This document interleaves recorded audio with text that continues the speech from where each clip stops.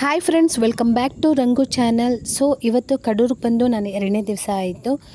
ಬೆಳಿಗ್ಗೆ ಅಮ್ಮ ಬೇಗ ಎದ್ಬಿಟ್ಟು ಇವತ್ತು ಶುಕ್ರವಾರ ಅಂದ್ಬಿಟ್ಟು ಕನಕಾಂಬರ ಹೂ ಬಿಡಿಸ್ತಾ ಇದ್ದಾರೆ. ನಮ್ಮ ಹಿತ್ತಲಲ್ಲಿ ಕನಕಾಂಬರ ಸಿಕ್ಕಾಪಟ್ಟೆ ಚೆನ್ನಾಗಿ ಬಿಡುತ್ತೆ. ಎಷ್ಟು ಬಿಡುತ್ತೆ ಅಂದರೆ 6 ರಿಂದ 7 ಮಾರು ಆಗುತ್ತೆ. ಅದನ್ನು ಬಿಡಿಸೋದು ಕಟ್ಟೋದು ತುಂಬಾ ಟೈಮ್ ತೊಗೊಳುತ್ತೆ. 3 ರಿಂದ 4 ಅವರ್ ಆಗುತ್ತೆ. ಅದನ್ನು ಕಟ್ಬಿಟ್ಟು ಶುಕ್ರವಾರ ಇಲ್ಲಿ ಅಮ್ಮನವ್ರ ದೇವಸ್ಥಾನ ಇದೆ, ಅಲ್ಲಿಗೆ ಸ್ವಲ್ಪ ಕೊಟ್ಬಿಟ್ಟು ನಾಳೆ ಮನೆ ದೇವ್ರಿಗೆ ಹೋಗೋ ಪ್ಲ್ಯಾನ್ ಇದೆ, ಅಲ್ಲಿಗೆ ಸ್ವಲ್ಪ ತೊಗೊಂಡೋಗೋಣ ಅಂತ ಪ್ಲ್ಯಾನ್ ಹಾಕ್ಕೊಂಡಿದ್ವಿ. ಅದಾದಮೇಲೆ ಮಾರ್ನಿಂಗ್ ಇವತ್ತು ಹೆಲ್ದಿ ಜ್ಯೂಸ್ಗೆ ಕ್ಯಾರೆಟ್ ಜ್ಯೂಸ್ ಮಾಡ್ಕೊತಾ ಇದ್ದೀನಿ. ಕ್ಯಾರೆಟ್ ಇತ್ತು, ಕ್ಯಾರೆಟ್ ಜ್ಯೂಸ್ ಮಾಡ್ಕೊತಾ ಇದ್ದೀನಿ. ನಾನು ಇದೇ ಜ್ಯೂಸ್ ಅಂತಲ್ಲ, ಮನೆಯಲ್ಲಿ ಏನು ಹೆಲ್ದಿಯಾಗಿ ತರಕಾರಿ ಇರುತ್ತೋ ಆ ತರಕಾರಿ ಜ್ಯೂಸನ್ನ ಅವತ್ತಿಗೆ ತೊಗೊತೀನಿ. ಯಾವುದೂ ತರಕಾರಿ ಇನ್ ಕೇಸ್ ಇರಲಿಲ್ಲ ಅಂದರೆ ಡ್ರೈ ಫ್ರೂಟ್ಸ್ ತೊಗೊಂಡ್ಬಿಡ್ತೀನಿ. ಒಟ್ಟಿನಲ್ಲಿ ಮಾರ್ನಿಂಗ್ ಹೆಲ್ದಿಯಾಗಿ ಏನಾದರೂ ಒಂದು ತೊಗೊತೀನಿ. ಅದಾದಮೇಲೆ ಅಮ್ಮ ಅದೆಲ್ಲ ಬಿಡಿಸ್ಕೊಂಡ್ಬಂದ್ಬಿಟ್ಟು ಕಟ್ತಾ ಇದ್ದಾರೆ.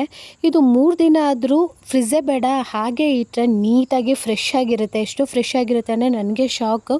ಆ್ಯಕ್ಚುಲಿ ಫ್ರಿಜ್ಜಲ್ಲಿ ಇಟ್ಟರೆ ಅದೊಂಥರ ಕಪ್ಪಗೆ ಬಂದುಬಿಡುತ್ತೆ ನೀರಾಡಿಬಿಟ್ಟು.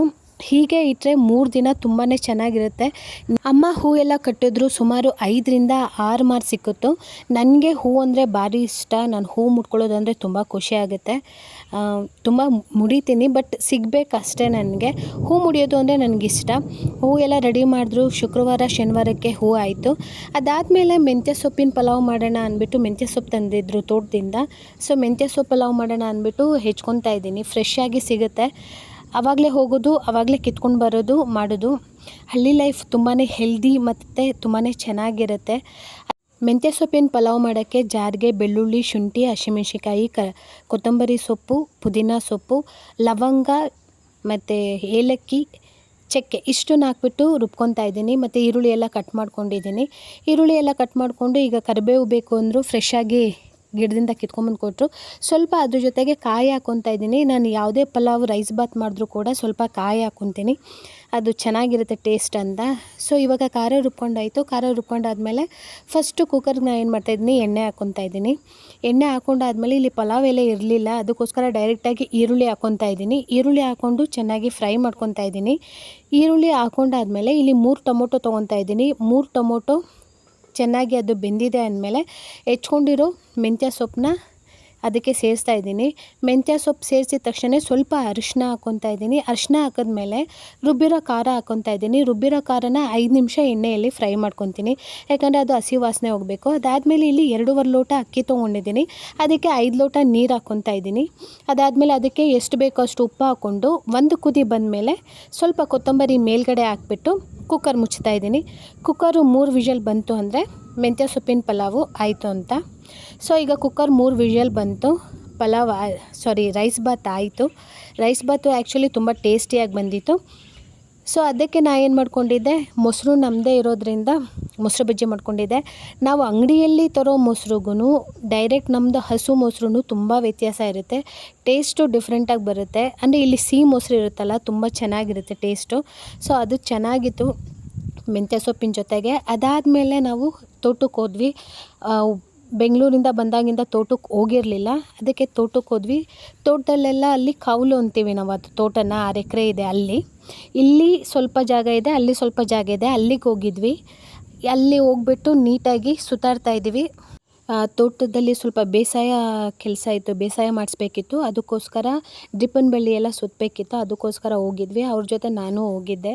ಹೋಗ್ಬಿಟ್ಟು ಅಲ್ಲಿ ಕರಿಬೇವು ಗಿಡ ಹಾಕಿದ್ರು, ಅದಾಗಲೇ ಅಷ್ಟುದ್ದ ಬೆಳೆದ್ಬಿಟ್ಟಿದೆ, ಅದೆಲ್ಲ ನೋಡ್ತಾ ಇದ್ವಿ. ನೋಡಿಬಿಟ್ಟು ಈಗ ರೀಸೆಂಟಾಗಿ ಅಡಿಕೆ ಹಾಕಿದ್ವಿ. ರೀಸೆಂಟಾಗಿ ಅಂದರೆ 3 ವರ್ಷದ ಹಿಂದೆ ಮತ್ತು 1 ವರ್ಷದ ಹಿಂದೆ. ಅದೆಲ್ಲ ಎಷ್ಟು ಉದ್ದ ಬೆಳೆದಿದೆ ಸಸಿಗಳು ಅಂತ ನೋಡ್ತಾ ಇದ್ದೆ ನಾನು. ನೋಡಿ, ಇದು 3 ವರ್ಷದ ಸಸಿ, ಇಷ್ಟು ಬೆಳೆದಿದೆ. ಇದು 3 ವರ್ಷದ್ದು. ಇದಾದಮೇಲೆ ಇನ್ನು ಇದಕ್ಕಿಂತ ಚಿಕ್ಕ ಬರುತ್ತೆ, ಅದು 1 ವರ್ಷದ ಹಾಕಿರೋದು. ಯಾಕಂದರೆ ಮಳೆ, ಗುಡುಗು, ಸಿಡಿಲು ಬಂದಾಗ ಕೆಲವೊಂದು ಮರ ಸೀಳ್ಬಿಟ್ಬಿಟ್ಟು ಒಡೆದೋಗ್ಬಿಡುತ್ತೆ, ಬಿದ್ದೋಗ್ಬಿಡುತ್ತಲ್ಲ, ಆ ಜಾಗಕ್ಕೆ ಮತ್ತೆ ನಾವು ಅಡಿಕೆ ಸಸಿನ ಹಾಕೋದು. ಇದು 1 ವರ್ಷದ್ದು ಇಷ್ಟು ಚಿಕ್ಕದಾಗಿದೆ. ಸೊ ಈ ಹೈಟ್ ಬಂದಿದೆ. ಅದು 3 ವರ್ಷದ್ದು, ಇದು 1 ವರ್ಷದ್ದು. ಅದನ್ನು ನಮ್ಮ ಯಜಮಾನ್ರ ಹತ್ರ ಕೇಳ್ತಾ ಇದ್ದೆ, ಇದು ಇಷ್ಟು ವರ್ಷ ಆಗಿದೆ, ಅದೆಷ್ಟು ವರ್ಷ ಆಗಿದೆ ಅಂತ. ಸೊ ಅದೆಲ್ಲ ನೋಡ್ತಾ ಇದ್ವಿ. ನಮ್ಮ ಯಜಮಾನ್ರು ನೋಡ್ಕೊಂಡು ನಡಿಬೇಕು. ಇದು ಸಮ್ಮರ್ ಆಗಿರೋದ್ರಿಂದ ಹಾವುಗಳು ಜಾಸ್ತಿ ಇರುತ್ತೆ, ಜಾಸ್ತಿ ಅಂದರೆ ಸಿಕ್ಕಾಪಟ್ಟೆ ಹಾವಿರುತ್ತೆ ಅಲ್ಲಿ. ನಾನು ನೋಡಿದ್ದೀನಿ. ಮತ್ತು ನಮ್ಮ ಯಜಮಾನ್ರು ಕೂಡ ನೋಡಿದ್ದಾರೆ, ಪಕ್ಕನೇ ಹೋಗಿರುತ್ತೆ. ಅದಕ್ಕೋಸ್ಕರ ನೋಡ್ಕೊಂಡು ನಡಿ ಅಂತ ಇದ್ದರು. ನಾನು ನೋಡ್ಕೊಂಡು ನಡೀತಾ ಇದ್ದೆ. ನನ್ನ ಮಗನಿಗೆ ಈ ರೀತಿ ಗಮ್ ಬೂಟ್ಸ್ ಹಾಕ್ಸ್ಬಿಟ್ಟು ಕರ್ಕೊಂಡೋಗೋದು. ಯಾಕಂದರೆ ಅವ್ನು ಹೇಗಂದರೆ ಹಾಗೆ ನಡೀತಾ ಇರ್ತಾನೆ, ಅವ್ನಿಗೆ ಗೊತ್ತಾಗಲ್ಲ ಅಂದ್ಬಿಟ್ಟು ಆ ರೀತಿ ಗಮ್ ಬೂಟ್ಸ್ ಹಾಕ್ಸ್ಬಿಟ್ಟು ಕರ್ಕೊಂಡೋಗ್ಬಿಟ್ರೆ ಬೆಟರ್ ಅಂತ. ಅದಾದಮೇಲೆ ಈ ಮರ ಇದೆಯಲ್ಲ, ಇದು ಎಷ್ಟು ಚಿಕ್ಕದಾಗಿತ್ತು ಅಂದರೆ ನನಗೆ ಎಟಕಿಸ್ತಾ ಇತ್ತು ಎಳ್ಳೀರು. ಈಗ ಇಷ್ಟುದ ಬೆಳೆದಿದೆ. ಈಗ ನನ್ನ ಮಗನಿಗೆ ತಾಕತ್ತೆ, ಅವನೇ ಕೈಯಲ್ಲಿ ಕೀಳ್ಬೋದು, ಆ ರೀತಿ ಇದೆ. ಅದಾದಮೇಲೆ ನನ್ನ ಮಗ ಅವ್ರ ಅಪ್ಪನಿಗೆ ಹೆಲ್ಪ್ ಮಾಡೋದು ಬಿಟ್ಟು ಡ್ರೋನ್ ತೊಗೊಂಡು ಬಂದಿದ್ದೀನಿ. ಅಲ್ಲಿ ಫೋಟೋ ವೀಡಿಯೋ ಎಲ್ಲ ಮಾಡ್ತೀನಿ ಅಂದ್ಬಿಟ್ಟು ಡ್ರೋನಲ್ಲಿ ತೊಗೊಂಡು ಆಡೋಕ್ಕೆ ಬಂದಿದ್ದಾನೆ. ಅದಾದಮೇಲೆ ಈ 5 ವರ್ಷದ್ದು ಕೆಳಗಿನ ಸಸಿ ಇರುತ್ತಲ್ಲ ಅಡಿಕೆ ಮರಕ್ಕೆ, ಅದಕ್ಕೆ ಈ ರೀತಿ ಸುಣ್ಣ ಬಳಿತಾರೆ.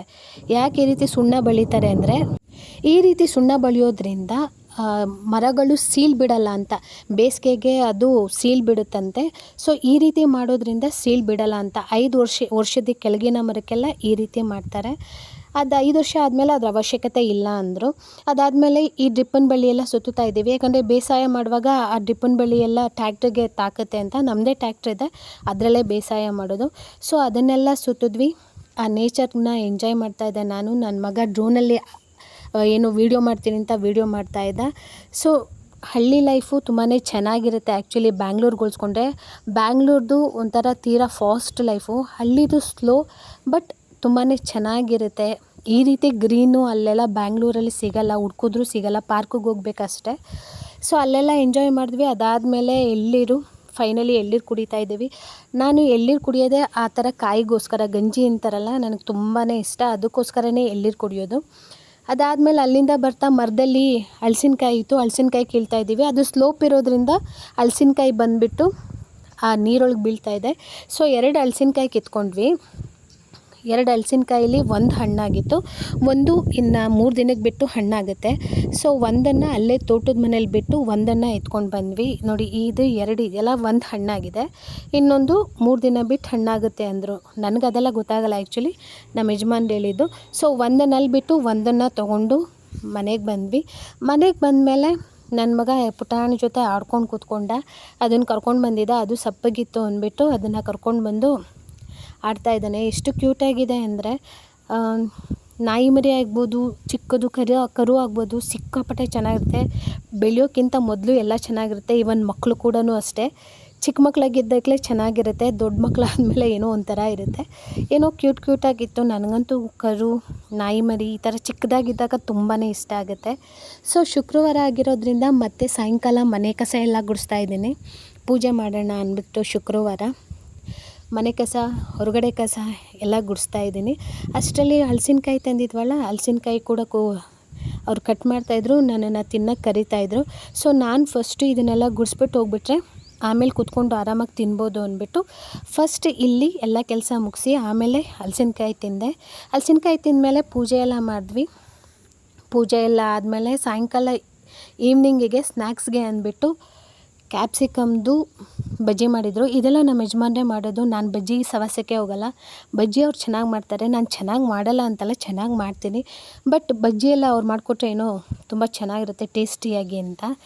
ಅವ್ರಿಗೆ ಕ್ಯಾಪ್ಸಿಕಮ್ನ ತುಂಬ ದಪ್ಪದಾಗೆ ಮಾಡಿದ್ರು. ಅಂದರೆ 2 ಭಾಗ ಮಾಡಿಬಿಟ್ಟು ಕಡಲೆ ಹಿಟ್ಟಲ್ಲಿ ಡಿಪ್ ಮಾಡಿ ಹಾಕಿದ್ರು. ಬಟ್ ಟೇಸ್ಟು ಚೆನ್ನಾಗಿತ್ತು. ದಪ್ಪ ಆದರೂ ಕೂಡ ಟೇಸ್ಟ್ ಚೆನ್ನಾಗಿತ್ತು. ಬಟ್ 2 ತಿನ್ನೋಕ್ಕಾಗೋದು, ಜಾಸ್ತಿ ತಿನ್ನೋಕ್ಕಾಗಲ್ಲ. ಸೊ ಅಷ್ಟು ದಪ್ಪ ಆಯಿತು ನೋಡಿ. ಇಷ್ಟು ದಪ್ಪ ಇದೆ. ಅಷ್ಟು ದಪ್ಪ ಇದ್ದರೆ ಜಾಸ್ತಿ ತಿನ್ನೋಕ್ಕಾಗಲ್ಲ, 2 ತಿಂದ್ರೇ ಹೊಟ್ಟೆ ತುಂಬೋಗುತ್ತೆ. ಸೊ ಅದೆಲ್ಲ ತಿಂದ್ವಿ. ಅದೆಲ್ಲ ಆದಮೇಲೆ ಇವತ್ತು ಶುಕ್ರವಾರ ಆಗಿರೋದ್ರಿಂದ ಇಲ್ಲಿ ಅಮ್ಮನವ್ರ ದೇವಸ್ಥಾನಕ್ಕೆ ಹೋಗಬೇಕಿತ್ತು. ಸೊ ಅಮ್ಮ ಹೂ ಕಟ್ಟಿದ್ರಲ್ಲ, ಅದನ್ನೆಲ್ಲ ತೊಗೊಂಡು ದೇವಸ್ಥಾನಕ್ಕೆ ಹೋಗ್ತಾ ಇದ್ದೀವಿ.